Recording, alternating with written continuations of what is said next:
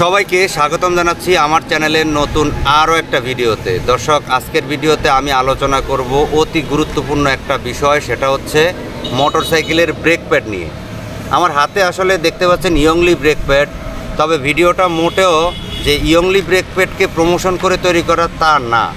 ইয়ংলি brake pad আসলেই অনেক quality সম্পন্ন, আসলেই অনেক ভালো। আর আপনারা রেগুলার যারা আমার ভিডিও দেখেন তারা জানেন আমি কখনো কোনো কোম্পানি থেকে এখন পর্যন্ত 4 আনা পয়সা দালালি খেয়ে কোনোদিনও কোনো ভিডিও করি নাই। তবে আপনাদেরকে সচেতন করার জন্য মূলত আমি ভিডিওটা তৈরি করতেছি। দেখেন, আপনি যদি ডুপ্লিকেট ব্রেক প্যাড ব্যবহার করেন তাহলে আপনার যেই বাইকের ডিস্ক রয়েছে, বাইকের ডিস্ক আঁকা বাঁকা হয়ে ক্ষয় হবে। একটু এই সাইড থেকে দেখাও। এই যে আমার যে ডিস্কটা আপনারা দেখতে পাচ্ছেন, এই ডিস্কটা কিন্তু এখন একেবারে প্লেন। যখন এই ডিস্কটা একেবারে প্লেন থাকবে তখন আপনি ব্রেকিং করে খুব মজা পাবেন এবং ব্রেক করলে মানে সঠিকভাবে ব্রেকটা হবে। কিন্তু যদি এই ডিস্ক আঁকা বাঁকা হয়ে খায় তাহলে হচ্ছে কখনোই আপনি ব্রেক করে মজা পাবেন না। এখন কথা হলো, দেখেন আমার এই যে এখানে লাগানো আছে বর্তমানে এই ইয়ংলি ব্রেক প্যাডটা এখানে লাগানো আছে, ঠিক আছে। এখন আমি এই পিছনে দেখাই, আমার পিছনে একটা ডুপ্লিকেট ব্রেক প্যাড লাগানো রয়েছে। এইটা কিন্তু একটা ডুপ্লিকেট ব্রেক প্যাড, হ্যাঁ।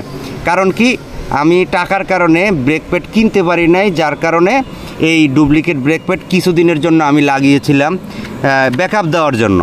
তো এই যে ডুপ্লিকেট ব্রেক প্যাড, এই ডুপ্লিকেট ব্রেক প্যাড লাগালে কি হয় দেখেন, এই যে ডিস্কটা একটু এই পাশ থেকে দেখাও, এই ডুপ্লিকেট ব্রেক প্যাড লাগালে এই ডিস্কটা আপনার আঁকা বাঁকা হয়ে ক্ষয় হয়। মানে দেখেন এখানে গ্রুপ হয়ে গেছে। যখন দেখবেন আপনার ডুপ্লিকেট ব্রেক প্যাড ব্যবহার করার ফলেই মূলত আপনাদের যে ডিস্কটা রয়েছে এই ডিস্কটা গ্রুপ হয়ে যায়। এই গ্রুপ যখন হয়ে যায় তখন দেখবেন চাকা জ্যাম হয়ে থাকে, একটুখানি চালানোর সাথে সাথেই আপনার এই মানে চাকা লক হয়ে যায়, একটু গরম হলে চাকার সমস্যা দেখা দেয়, তো বিভিন্ন সমস্যা হয়। আর এই সব সমস্যা থেকে আপনাকে পরিত্রাণ দিতে পারে ইয়ংলি ব্রেক প্যাড। কারণ ইয়ংলি ব্রেক প্যাড আমি দীর্ঘদিন ব্যবহার করে দেখেছি, এইটা ব্যবহার করলে গাড়ির ডিস্ক একেবারে প্লেন আকারে ক্ষয় হয়। তবে মনে রাখবেন, অনেকে মনে করে যে আমার ডিস্ক তো ক্ষয় হয়ে যাচ্ছে। আসলে ডিস্ক তো ক্ষয় হওয়ার জিনিসই, এই জন্যই প্রত্যেকটা ডিস্কের গায়ে লেখা থাকে মিনিমাম থিকনেস 3.5 মিলিমিটার। মানে কি, যখন ডিস্ক ক্ষয় হতে পাতলা হবে তখন এটা 3.5 মিলিমিটারের নিচে আসলে আপনাকে ডিস্কটা চেঞ্জ করতে হবে। একটু আপনাদেরকে দেখাই দেই, দেখেন একটু দেখাই দেই, এই যে একটু কাছে আসো, এখানে দেখাই দেই, এই যে এই জায়গাটা একটু দেখাও, আরও ক্লোজ দেখাও। এই যে দেখেন মিনিমাম থিকনেস 3.5 mm, মানে এই ডিস্কটা কিন্তু একটা ক্ষয় হওয়ার জিনিস। তো ডিস্ক ক্ষয় হবেই, এবং ডিস্ক ক্ষয় হয়ে এবং ব্রেক প্যাড ক্ষয় হয়ে আপনি কিন্তু পারফেক্ট একটা ব্রেকিং পাবেন। তো দিন শেষে কথা হচ্ছে, এই যে ইয়ংলি ব্রেক প্যাডটা এটা আপনাকে সব দিক দিয়ে খুবই ভালো পারফরমেন্স দিবে।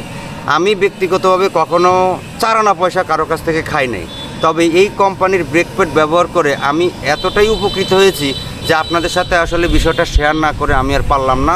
তো এর আগেও আমার এই ব্রেক প্যাড নিয়ে কয়েকটা ভিডিও আছে, তো চেষ্টা করবেন অন্তত একবার এই ইয়ংলি ব্রেক প্যাড ব্যবহার করার জন্য। আশা করি খুবই ভালো ব্রেকিং রেসপন্স পাবেন। এবং যদি দেখেন আপনার যে ডিস্ক রয়েছে, ডিস্ক আঁকা বাঁকা হয়ে ক্ষয় হয়েছে, তাহলে সেই ডিস্ক কিন্তু চেঞ্জ করে তারপরে নতুন একটা ডিস্ক আপনি লাগায় তারপরে ইয়ংলি ব্রেক প্যাডটা ব্যবহার করবেন।